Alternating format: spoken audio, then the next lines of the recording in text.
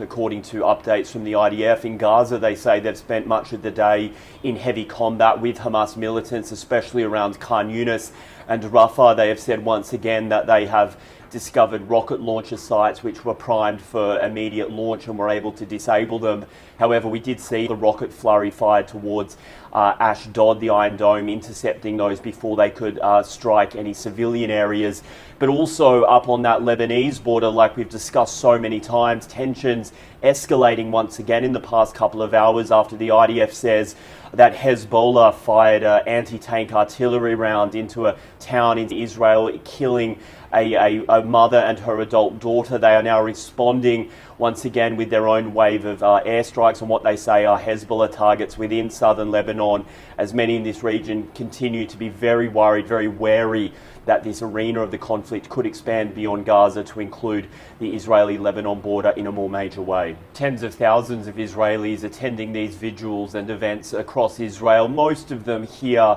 at a big event in Tel Aviv. There was a lot of talk of hope and of unity and of prayer, but you could certainly hear the anguish in the voices of those families who have desperately been waiting to get their loved ones home for 100 days now. We certainly got an indication that some of those families are growing frustrated at what they perceive as a lack of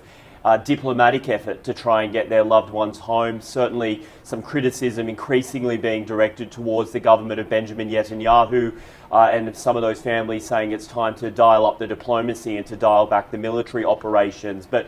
perhaps one glimmer for hope for those families is the news that in the past 48 hours, prescription medications are being delivered to some of those hostages after a deal was brokered with Qatar and the Red Cross. It's worth remembering a number of the hostages are people that are elderly or have chronic medical conditions, and certainly getting medicine to them was one of the main priorities for these families. For many of them, they would be just as anxious as ever, given that there is just no clear or immediate indication right now that any sort of ceasefire or humanitarian pause is on the horizon in order to try and secure their loved ones back to safety here in Israel.